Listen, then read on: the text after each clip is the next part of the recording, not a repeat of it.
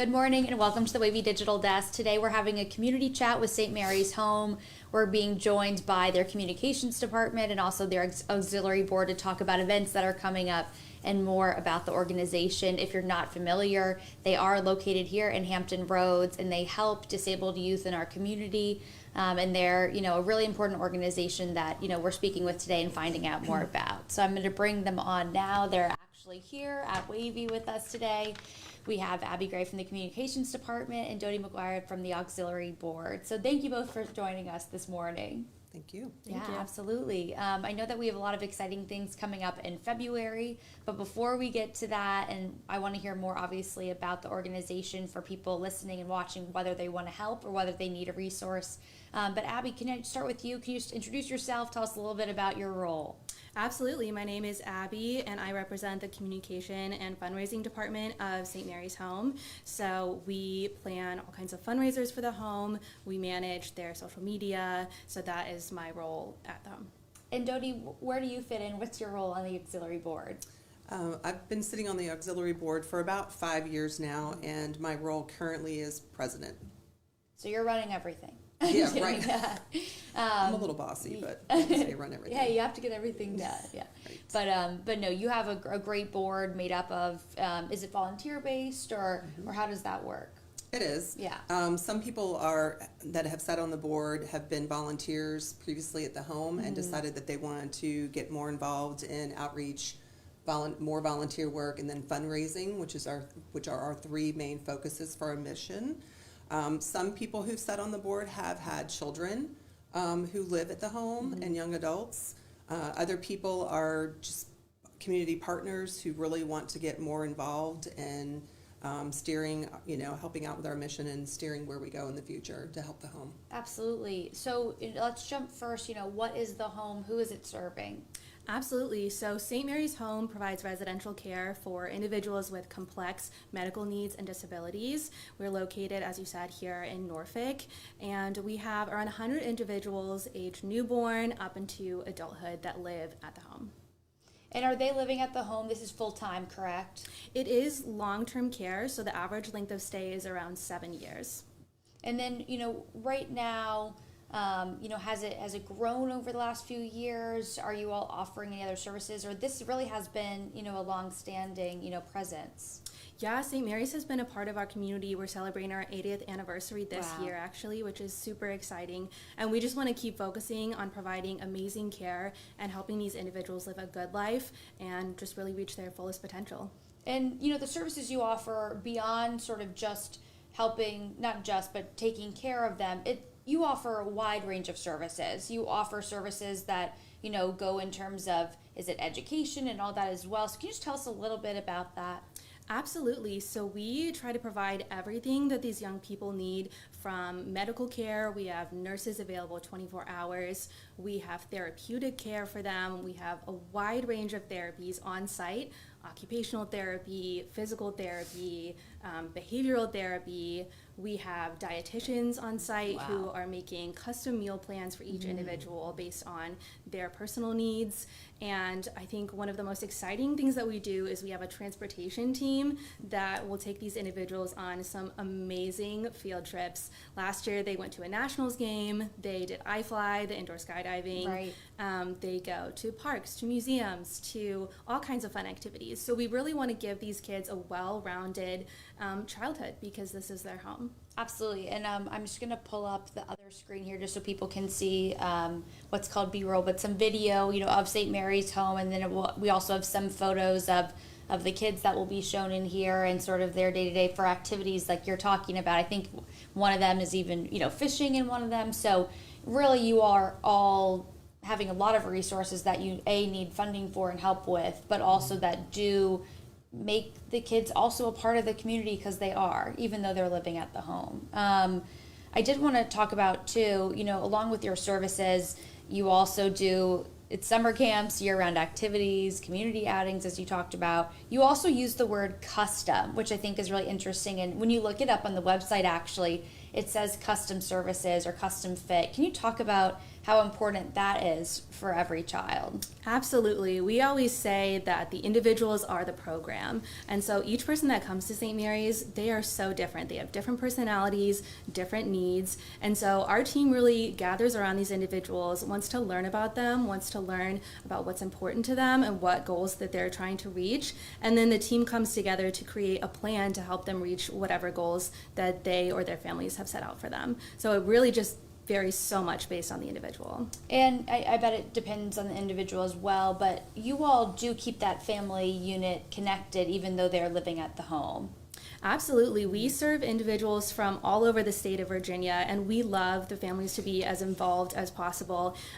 They can visit as much as they want. We love for them to come and participate in events with us. So it really is a partnership between St. Mary's Home and the families. And I don't know if, Jody, this might fall under your, information or your work as well, but how important is this in the community? What is the need here that, maybe that you all have seen or that St. Mary's has seen, that what it fills? Absolutely. I mean, we rely so much on the support of our community, and they do such a good job of spreading the word for us, especially the auxiliary participating and volunteering for us. So, I mean, there's a lot that the community can do to support us. I think financial support is always a need for us. We have a lot of individuals who have specialized equipment that they need, so we welcome any kind of support, and all of the funding that we get from the community goes directly to support the individuals that live at the home. And I just want to read something off of your one page that's interesting, but just cost. Like, you all do, yes, have things covered by Medicaid, but you also have additional funding, and you need grants from individual and corporate, donations, St. Mary's Foundation, the United Way. So really, this is a community effort in terms of having the funding and the ability to make this program run seamlessly. Absolutely, yes. We were able to build a sensory gym, beautiful gym, thanks to the Hampton Roads Community Foundation, Norfolk Southern, the Norfolk Rotary Club, and so we couldn't do these amazing things that we're able to do without the support of our community. And, is there anything else, in terms of what you all in your 80th year are trying to accomplish, or any goals that you all, is it maybe just longevity, right, for the next 80 years, but is there anything this year in particular that you all are focusing on? We have 2 events this year that we're really excited about. One of them is our 80th anniversary celebration that will be in April, and so we're excited to just welcome the community. It's an open event, family friendly, and we just want people to come, get to know us, get to know the people that we serve, and celebrate both the 80th anniversary of the home and the 20th anniversary of our building. And then in August, we're going to have our CEO Cup Golf Tournament, which is going to be a great opportunity to spread the word about the home and to raise funds. Thanks, Abby. And then, the connection with the auxiliary board, you all are really going out in the community and connecting, the home to Hampton Roads. I mean, can you just talk a little bit about how important that connection is really for the home to get the resources that it needs, or maybe, the support that it needs? Absolutely. Well, first of all, it took me about 4 years to actually go into the home because our youngest son is on the spectrum, so we've done a lot of community service work for the special needs community. But I just could not bring myself to go into the home. It took me 4 years, and finally a friend invited me to go sit in a board meeting just to see if it was something that I might be interested in doing. When I got into the home, it was like a whole different world. It truly is a home. And it's one of the brightest, happiest places that I've ever really been involved with. So I get chills when I talk about it, because I think when people think about a place like this, they may think that it's not a happy place. How could it possibly be a happy place? How could they possibly thrive? But when you see it, you just get this sense of just overwhelming, it's just a joy that you get when you see all the love that is given to these children and young adults. So that's the first thing I really want people to understand. So as an auxiliary board member, I feel it like my first job is to educate people, to really get them to understand what is the home like, what is the life like for the children there, and then get people to come on a tour. Don't be doty. Don't wait 4 years once you learn about St. Mary's Home. Contact the home. get on the docket to get there and take a quick tour. 20 minutes in the home, and you will understand why people like me do what I do and why people like Abby enjoy working there so much. So the community partnerships, I think they are very important, and I think when people, for the outings in particular, if I donated my money to the outings and I see the St. Mary's kids out at the zoo or at the aquarium or at a Tides game or, you know, at the Sandler Center, you just get the sense of huge, like, I helped do this. Like, I'm so happy that I helped, you know, my little donation helped. So with our community partners throughout the 80 years that the auxiliary's been around, 75 years, 80 years for the home and then 75 for, these women have done an incredible job of really getting the word out about the home and doing so many fantastic things. But we really do need our community partners. And like I said, I would encourage people, once you learn about the home, call and get a tour. Really, it will change your whole perspective. That's interesting. So for you, you know, it started with really education about what the home is, how it runs, what it looks like. Right. Really. I mean, and like I said, it's kind of interesting that, you know, a friend of mine thought about me sitting on the board before, you know, me really getting hands-on volunteer with the children and the young adults. But I mean, these people are my family now too. I feel like they're truly my family. And when I walk into the building, and my daughter, who is 17 now, who's been involved in the junior board, if you will, for about 8 years, when she goes, they recognize us now, and the connection is there. And oh my gosh, just, you know, you can't, it's hard to describe that feeling, just how amazing it makes you feel. If you're having a bad day, go there. Hang out for about 10 minutes. That's all you need to really just change your whole day. And is there anything that really changed your perspective being in there? Is it just, you know, seeing these, as you said, these kids thriving in there? I mean, what really changed it for you? Immediately upon walking through the double doors, which you will probably see on the video, when you walk down that first hallway, you see light. There's so much light, like physical light in the building. The way they designed the building, as I understand it, is that architects, right? Thank you, Abby. They designed the building so that the building would have as much light as possible. So I think that that's the first thing. It's very light, very bright. And then everyone you meet in the building, no matter what their role is, they're friendly. They're friendly, and they bring an atmosphere of this truly being a home. You don't feel like it's sterile. You do not feel like it's a hospital. You do not feel like the people are there because they have to be there. You feel like the people are there because they want to be there, from the staff members all the way to the family living in the home. And I imagine for, you know, parents trying to decide if this is a good fit, that is an enormous, maybe that's an enormous weight off, or I do wonder, you know, how they feel. I'm sure it's a similar experience than walking through the door and feeling like this could be a really great place for my child to thrive. I can speak directly to that because I have met a lot of the family members. Part of what the auxiliary does is we do a lot of volunteering at the home when they have events. So we've met a lot of families over the last, I think 5 years is how long I've been truly heavily involved. They are so grateful that there is a place that their children can go to and be cared for at this level, because it is a high level of care that's necessary to take care of our family in the home, truly. And so every parent that I've ever met, and again, I've met a lot, that's the first thing they say, how grateful they are to have found a place that will take care of their children the same that they wanted to be able to take care of them at home, but did not have, you know, all of the equipment. And Right. I mean, to have 24/7 resources, the staff, the services required, I mean, that's a big team that runs this facility. Absolutely. It takes a whole team to, you know, to go to various appointments, to manage their education, their dietary needs. So it's so great to pool all of those resources together at St. Mary's and be able to provide that care for these individuals.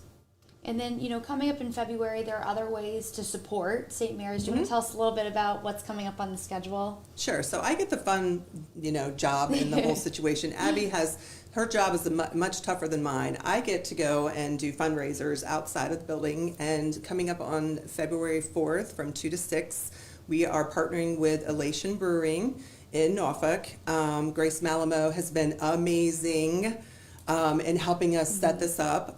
They've just been a really great community partner. And in fact, let me plug them. Each month they pick a different charity, and they provide some sort of ability for them to come in during the month Right. to do their fundraiser, and then they invite them to the every third Sunday they have a marketplace where they allow local vendors to come in and sell their wares, and they also allow the charity of the month to come in. So on February 4th from 2 to 6 p.m. we'll be having a it's raffle kind of thing, and they're going to be donating $1 for anybody who purchases a Good Life beer, and then Bakehouse is also on premise.